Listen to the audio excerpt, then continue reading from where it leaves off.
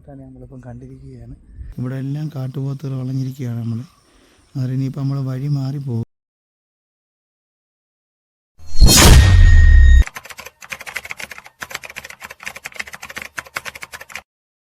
നമസ്കാര സുഹൃത്തുക്കളെ, ഞാൻ അനൂപ് വിജയമോഹൻ. ഇന്ന് നമ്മൾ യാത്ര ചെയ്യാൻ പോകുന്ന എടപ്പാളയം വാസ്റ്റവറിലാണ്. അവിടത്തേക്ക് പോകുന്നതിന് വേണ്ടിയിട്ട് നമുക്ക് ഇവിടുന്ന് ബസ്സുണ്ട്, പെരിയാർ ടൈഗർ റിസോർട്ടിൻ്റെ ഓഫീസിൽ നിന്ന്. അതിനകത്ത് കയറിയതിന് ശേഷം ഒരല്പം അങ്ങോട്ട് മുന്നോട്ട് കിടക്കുമ്പോഴത്തേക്കും നമുക്ക് മുല്ലപ്പെരിയാറിൽ കിടക്കുന്ന ബോട്ട് കാണാം. അതിനകത്ത് നിന്നിട്ട് നമ്മളെ യാത്ര തുടങ്ങുന്നത്. മുല്ലപ്പെരിയാറിൻ്റെ തീരത്തിലൂടെ നമ്മൾ ബോട്ടിൽ ഇങ്ങനെ പോയിക്കൊണ്ടിരിക്കുമ്പോഴാണ് ശരിക്കും നമുക്ക് ആദ്യത്തെ വ്യൂ കിട്ടിയത്. അതായത് വേട്ടപ്പട്ടികൾ പിടിച്ചിട്ടുള്ള ഒരു മ്ലാവിനെയാണ് നമുക്ക് ആദ്യമായിട്ട് കാണാൻ വേണ്ടി പറ്റിയത്.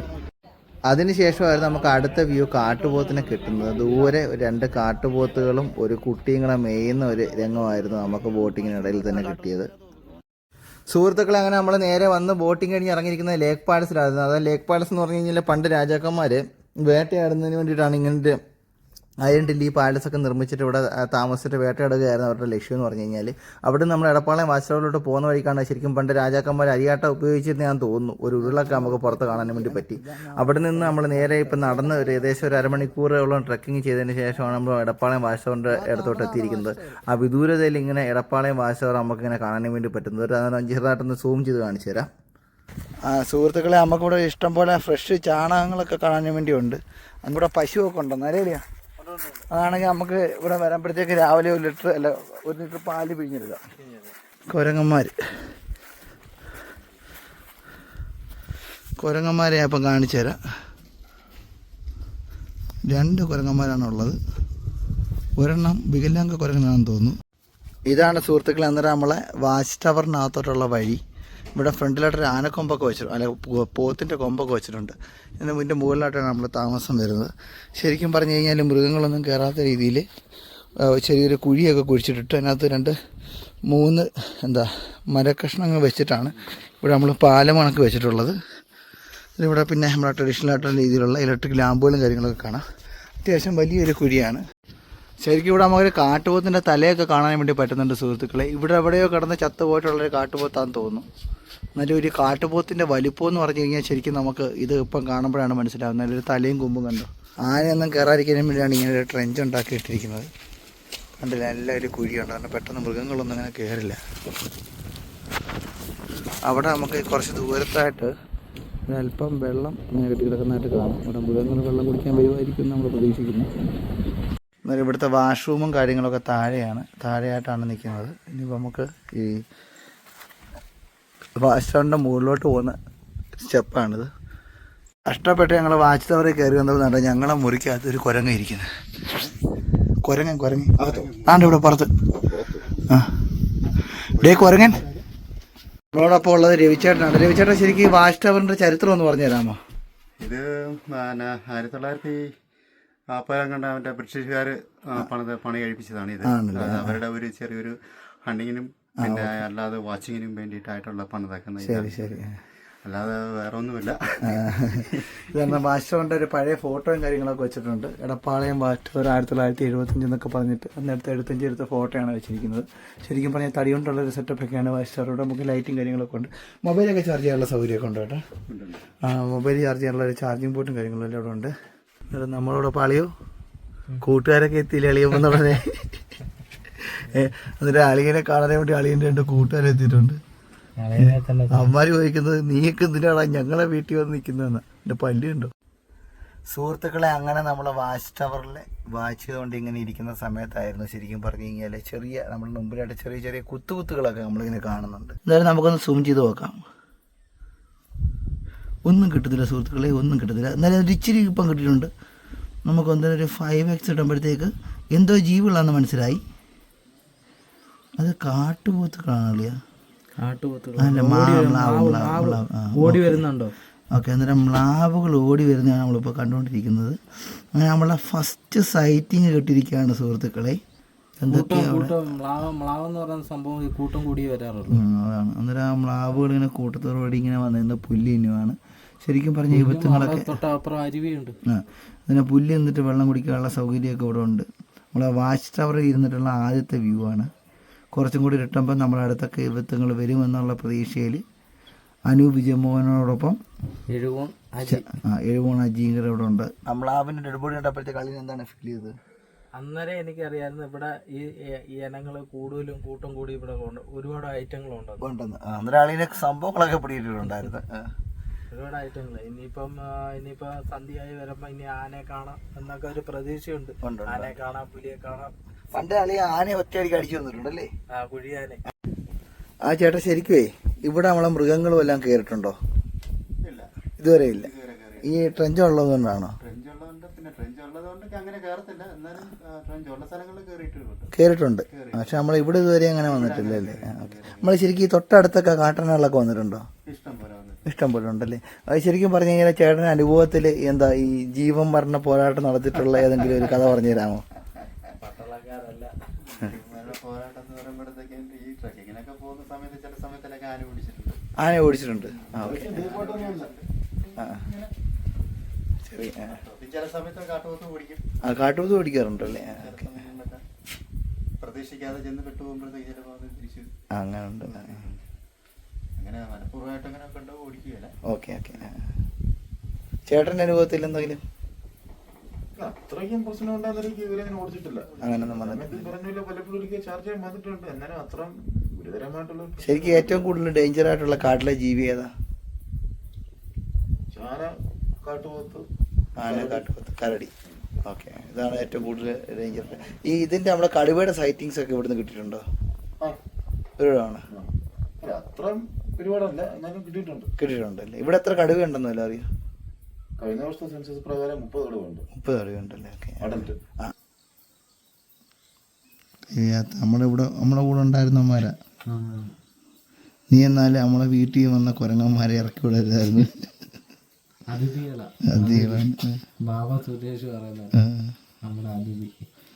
അവരിങ്ങനെ പോവുകയാണ്, തീറ്റി അടിയാൻ തോന്നുന്നു.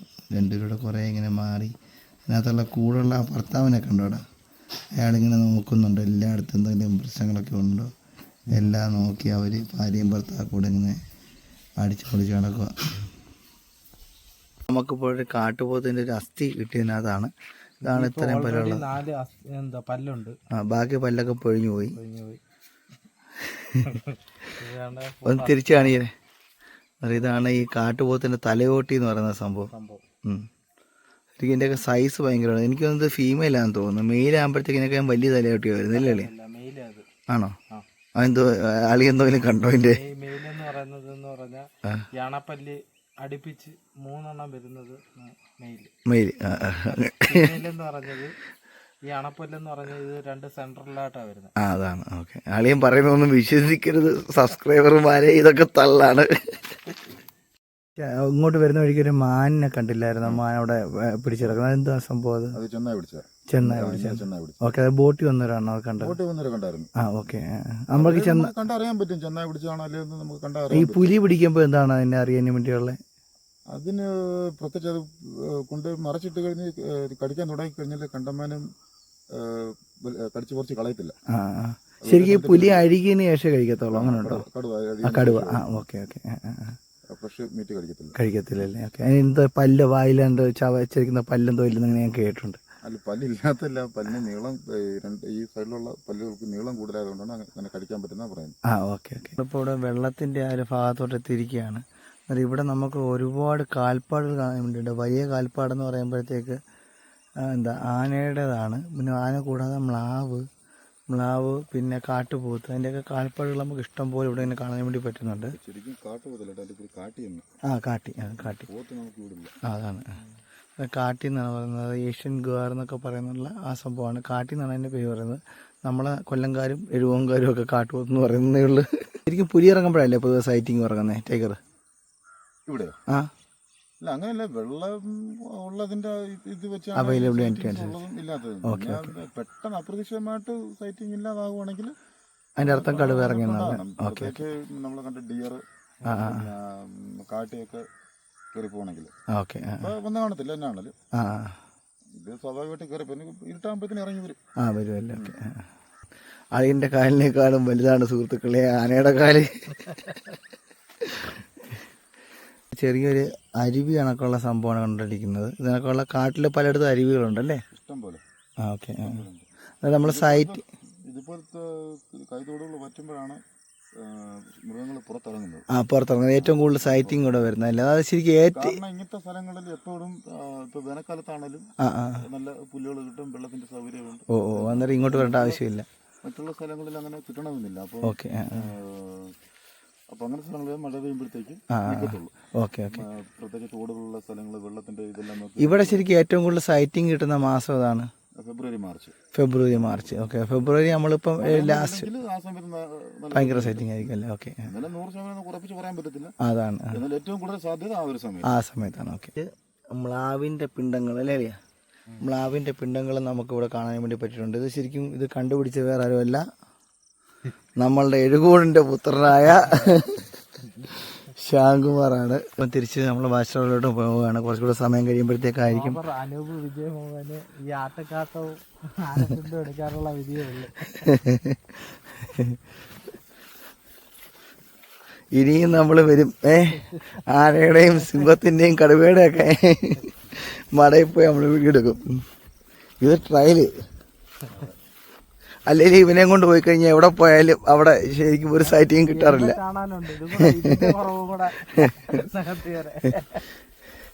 സുഹൃത്തുക്കളെ, നമുക്ക് മുള്ളം പന്നിയെ കിട്ടിയിരിക്കുകയാണ്.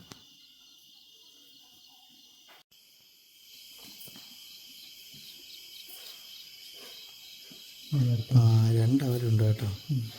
നമ്മൾ ഈ ആഴ്ച ഒരാളെ ഉള്ളത്, 2 പേരൂടെ വന്നേക്കുന്നു.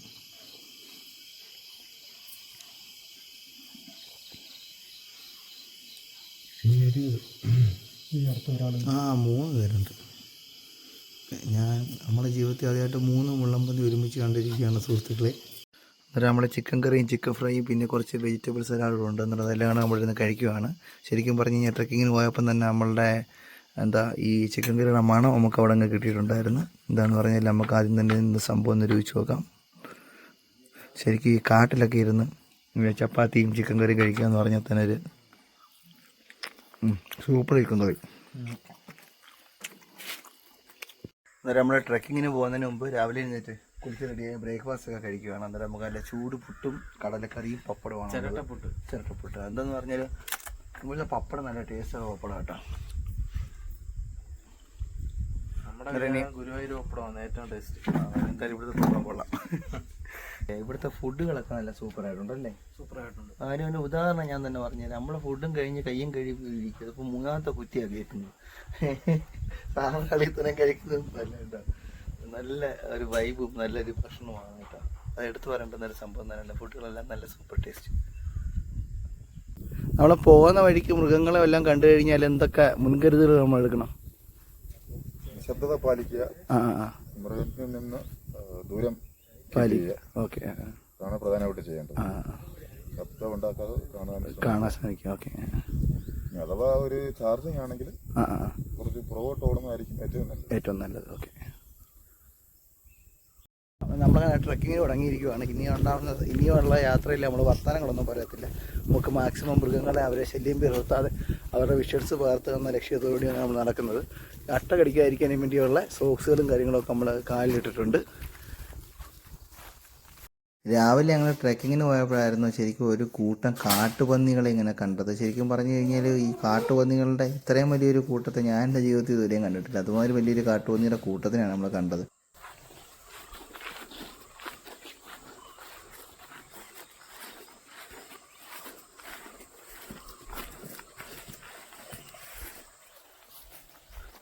കണ്ട കൂട്ടൊക്കെ ഓടുക.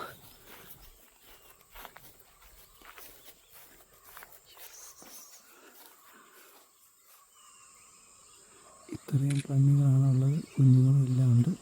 നമ്മളെ കണ്ടതും അത് ഓടി മാറുകയാണ്. അത് ശരിക്കും ഒരു നല്ലൊരു കാഴ്ചയായി പോയി.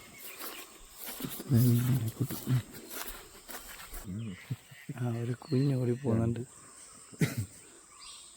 അനുസരണയില്ലാത്ത കൂട്ടുകാരാണ്. അച്ഛനമ്മയൊക്കെ പോയിട്ടുള്ള പതുങ്ങിയിട്ടുണ്ട്. മരങ്ങളൊക്കെ കണ്ടു കഴിഞ്ഞാൽ ശരിക്കും നമുക്ക് പേടിയാവുന്നുണ്ടല്ലോ. ഭയങ്കര ഇത് നോക്കണേ. ഇതെന്തൊരു മരമോ ഇത്? കറയൊക്കെ.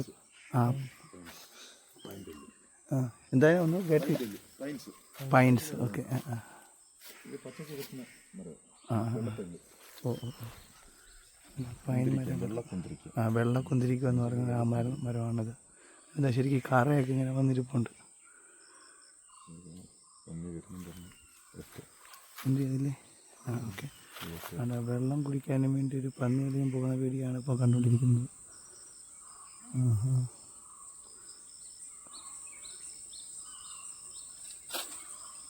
അത് ആണാന്ന് തോന്നുന്നില്ലാണ് കേട്ടോ.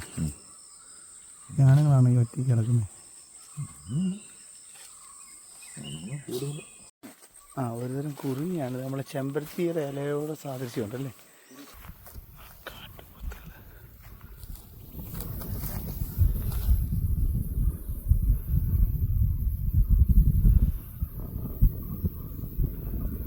നമ്മളെ തൊട്ടടുത്തായിട്ട് കാട്ടുപോത്തുകളെ കിട്ടിയിരിക്കുകയാണ്. ഒന്നല്ല, ഒരു കൂട്ടം തന്നെ ഉണ്ട്. ചേട്ടാ, ശരിക്കും ഇതിൻ്റെ പേര് കാട്ടുപോത്തെന്നാണോ? കാട്ടി. അതായത് തമ്മിലുള്ള വ്യത്യാസം എന്താണ് കാട്ടിയും കാട്ടുപോത്തും എന്ന് പറഞ്ഞാൽ? ആണല്ലേ. ഇത് ശരിക്കും ഇതിൻ്റെ പശുവിൻ്റെ ഫാമിലി അല്ലേ? Okay okay. കാട്ടു പശുവാണ് നല്ലത്.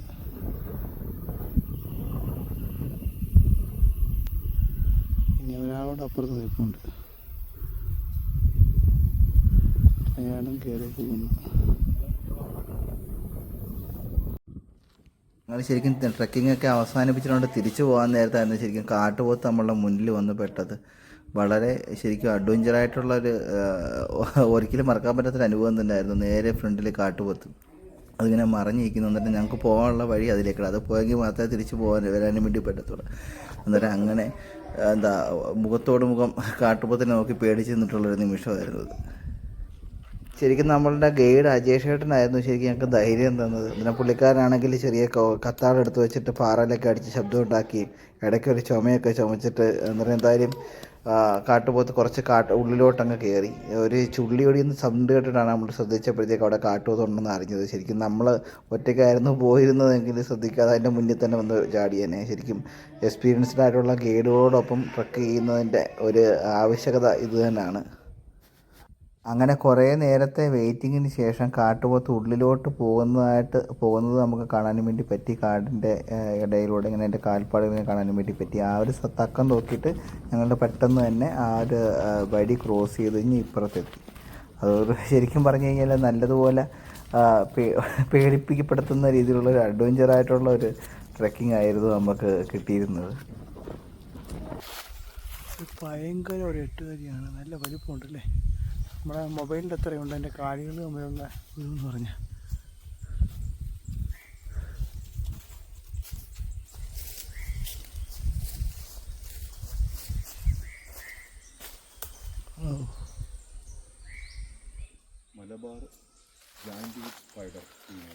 മലബാർ ജയൻറ്റ് വുഡ് സ്പൈഡർ ഫീമെയിലാണിത്. ഈ ഫീമെയിലിൻ്റെ മെയിലിനെ എന്ന് തിരിച്ചറിയാം? വളരെ ചെറുതാണ്. മെയിൽ ചെറുത്, ഫീമെയിൽ വലുതുമാണ്. മനുഷ്യന്മാരുടെ കണക്ക് തന്നെ.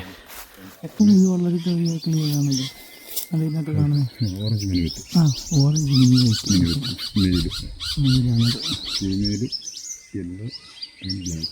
ഓക്കെ. യെല്ലോ ബ്ലാക്കാണ് വരുന്നത്. എന്തൊക്കെ കിളികളൊക്കെ പറക്കുന്നുണ്ട്. ഓലഞ്ഞാലി. പണ്ട് ഓലഞ്ഞാലിയൊക്കെ നമ്മൾ അവിടെ ഇഷ്ടംപോലെ ഉണ്ടായിരുന്നു. ഇപ്പം അതൊന്നും കാണാൻ പോലില്ല. ഇത് മഞ്ഞ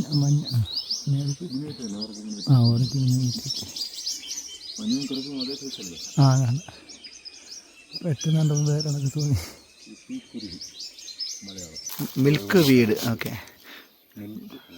മിൽക്ക് വീട് എന്ന് പറഞ്ഞൊരു ചെടിയാണ്. നല്ല രസമുണ്ട്. അതിൻ്റെ പൂക്കളൊക്കെ കാണാനുണ്ട്, നല്ല ഭംഗി. എന്താണ് അത് നാട്ടി വെച്ച് പിടിപ്പിക്കുന്നതെന്ന് അറിയാൻ വയ്യ. നല്ല സംഭവം അടിപൊളിയായിട്ടുണ്ട്. ശരിക്കും ഇവിടെ ഒരു ബട്ടർഫ്ലൈയുടെ പോലെ തോന്നുന്നുണ്ട്. ആൾക്കൊരു സെറ്റപ്പ് തോന്നുന്നുണ്ട്. ശരിക്കും പറഞ്ഞു കഴിഞ്ഞാൽ ഒരു ബട്ടർഫ്ലൈയുടെ ഏത് ബട്ടർഫ്ലൈ ആയിരുന്നു? Blue tiger. ഓക്കെ. അന്നേരം അതിൻ്റെ ആഹാരം കഴിക്കുന്ന സ്ഥലവും വീട് വെക്കുന്നതും പവിഴക്കൂടൊക്കെ ഉണ്ടാക്കുന്നതും ഇതിനകത്താണല്ലേ. നല്ല മനോഹരമായിട്ടുള്ള നല്ല പൂക്കളൊക്കെ. അതാണ് ശാസ്ത്രീയ നിയമം. നമുക്കത് തിരിയാത്തതുകൊണ്ട് നമ്മളത് പറഞ്ഞ് ബുദ്ധിമുട്ടുന്നില്ല. സുഹൃത്തുക്കളെ, ഇഷ്ടം പോലെ പന്നികൾ ഇങ്ങനെ വന്ന് തുരുതുര നടക്കുവാണ്. നേരത്തെ കാട്ടുപോത്ത് വഴി മുടക്കിയെങ്കിൽ ഇപ്പോൾ പന്നിക്കൂട്ടങ്ങളാണ് നമ്മളെ വഴി മുടക്കിയിരിക്കുന്നത്. നമ്മളെ വാച്ച് ടവറിൻ്റെ തൊട്ടടുത്തായിട്ടാണ്, നമ്മളെ കയറുന്ന ആ വഴിയിലാണ് പന്നിക്കൂട്ടങ്ങൾ നിരന്നിരിക്കുന്നത്. ഒരേ ഫ്രെയിമിൽ പന്നി കുരങ്ങൻ ഇതിൻ്റെ ഇടയ്ക്ക് വേറൊരു കുരങ്ങ് ഉച്ചയൂണ് കഴിക്കുന്നുണ്ട്.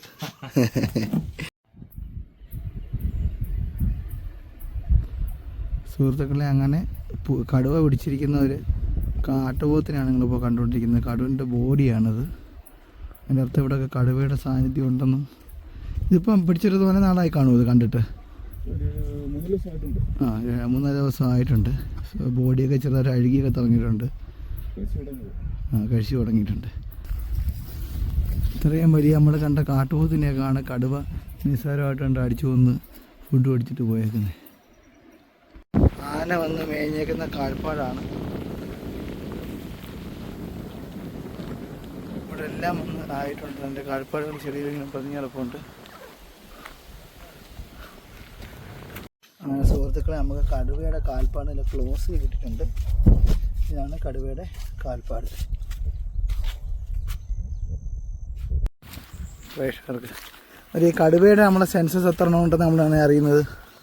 അത് ക്യാമറ വെച്ചിട്ട് ഫോട്ടോ കിട്ടും. അപ്പോൾ നമ്മൾ നോക്കുമ്പോൾ എല്ലാ കടുവ ഒരെണ്ണൊക്കെ വരുന്നത്. പിന്നെ അതേതാ മറ്റേ നമ്മൾ അറിയുന്നത്? ഓരോ കടുവയുടെ സ്ട്രൈപ്സ് യൂണിക്കാണ്. അങ്ങനെയാണല്ലേ? ഓക്കെ. കടുവയുടെ സ്ട്രൈപ്സ് ലോകത്തൊരു കടുവയ്ക്കും ചേർത്തില്ല. നമ്മളെ ഫിംഗർ പ്രിന്റ് പോലെ തന്നെ. ഓക്കെ.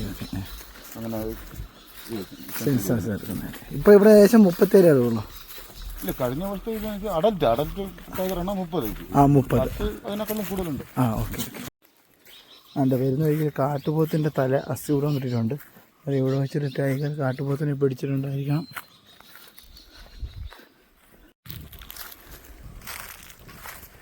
നമ്മളിപ്പം കാട്ടുപെട്ടിയെ കണ്ടിരിക്കുകയാണ്. ഇങ്ങോട്ട് അങ്ങോട്ട് വരും. പട്ടിക കണക്ക് തന്നെ ചെറിയ സംഭവം അല്ലേ? വീടിക്കത് കിട്ടിയിട്ടുണ്ട്. സുഹൃത്തുക്കളെ, അങ്ങനെ നമുക്കൊരു മലയണ്ണാനെ കിട്ടിയിട്ടുണ്ട്. പുള്ളിക്കാരെ ഇരുന്ന് ഉറങ്ങുവാന്ന് തോന്നുന്നല്ലേ? അല്ല, ആഹാരം കഴിക്കുക. മലയണ്ണ. പുതിയ ആനപ്പെണ്ണങ്ങൾ.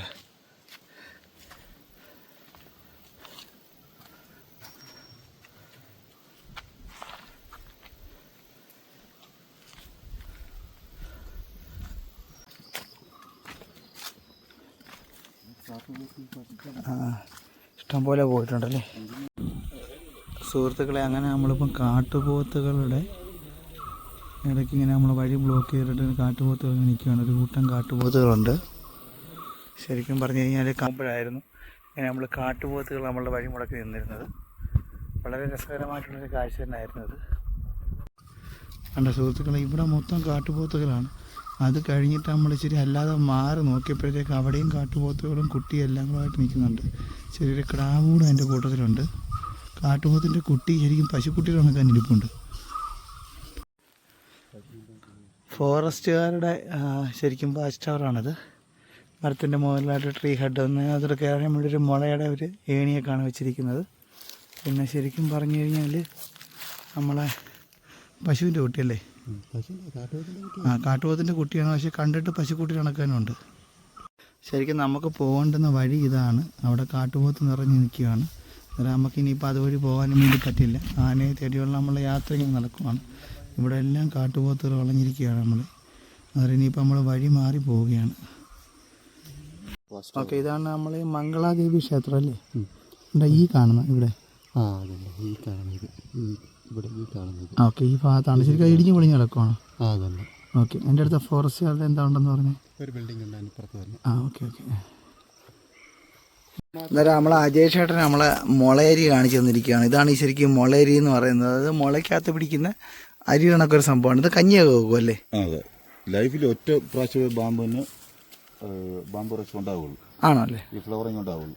ഓക്കെ. അന്നേരമാണ് ഈ മുളയരി കിട്ടുന്നത്. ഓക്കെ. അന്നേരം ഇതാണ് മുളയരി. ഇഷ്ടം പോലെ ഇങ്ങനെ പിടിച്ചിരിപ്പുണ്ട്. ഇതെല്ലാം പൂത്ത് മൊത്തം ചാകാറായത്. ഓക്കെ. അതായത് ശരിക്കും പറഞ്ഞാൽ ദൈവം സഹായിച്ച് നമുക്ക് ഇതുവരെ മുളയരി കഞ്ഞി കുടിക്കാനും വേണ്ടി പറ്റിയിട്ടില്ല. ഇനി അടുത്ത തവണ നമുക്ക് പറ്റുമെന്നുള്ള പ്രതീക്ഷയിൽ നമുക്ക് അങ്ങോട്ട് മുന്നോട്ട് പോകാം അല്ലേ? പാക്കറ്റുണ്ട് 600 രൂപ 500 രൂപ പാക്കറ്റിന്റെ വില. എവിടെ കിട്ടും? മുളയരിയുടെ നമ്മളെവിടെ കിട്ടും? നമ്മളില്ലേ നമ്മുടെ തമിഴ്നാട്ടില് ബാമ്പൂര്. അതുണ്ടല്ലേ. ഓക്കെ, അന്നേരം നമുക്ക് എന്തായാലും സംഭവം ഒന്ന് ചെക്ക് ചെയ്യാം. സുഹൃത്തുക്കളെ, അങ്ങനെ നമ്മളെ കാത്തിരിപ്പിന് വിരാമമായിരിക്കുകയാണ്. നമ്മളങ്ങനെ കാട്ടാനെ കിട്ടിയിരിക്കുകയാണ്. നമ്മൾ കുറച്ച് അടുത്തോണ്ട് പോയിക്കൊണ്ടിരിക്കുകയാണ്. ശരിക്കും പറഞ്ഞു കഴിഞ്ഞാൽ നമ്മളിവിടെ വന്ന ശ്യാമളിയൻ ക്ഷീണിച്ച് അവശനായി. അങ്ങനെ അവസാനം പുള്ളിക്കാരൻ നമ്മൾ അടുത്ത വണ്ടിക്ക് അത് കരയിലോട്ട് കയറ്റി വിട്ടിരിക്കുകയാണ്, നാട്ടിലോട്ട് കയറ്റി വിട്ടിരിക്കുകയാണ്.